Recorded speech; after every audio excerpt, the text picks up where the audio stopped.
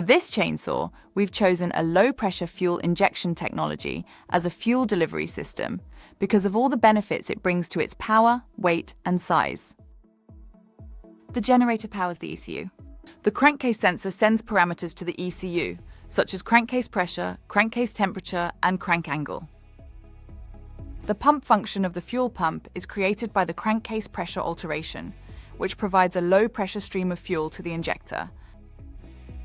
The ECU software controls when to inject fuel and when to ignite the spark plug.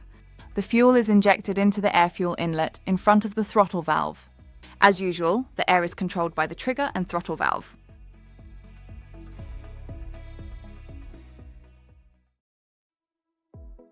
The engine layout of a chainsaw is the base that decides what size and weight can be achieved of the finished product.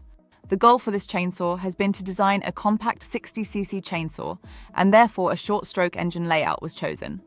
This animation compares two engine configurations and illustrates the reduced disturbance forces generated by an engine with a shorter stroke, even though the power output is roughly the same. Reduced disturbance forces are one of the main benefits of this engine layout, along with lower weight and a more compact design. For this engine, we've combined the piston diameter of the 562XP with the stroke length of the 550XP Mark II.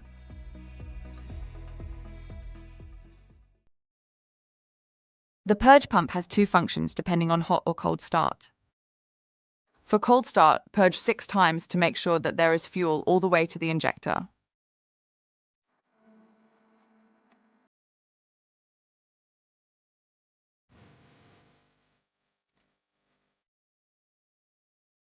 Then just pull to start.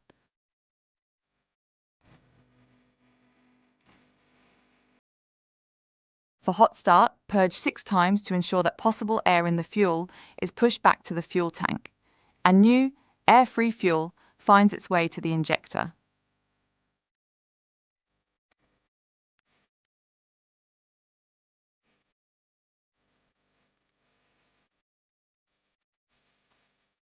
Then just pull to start.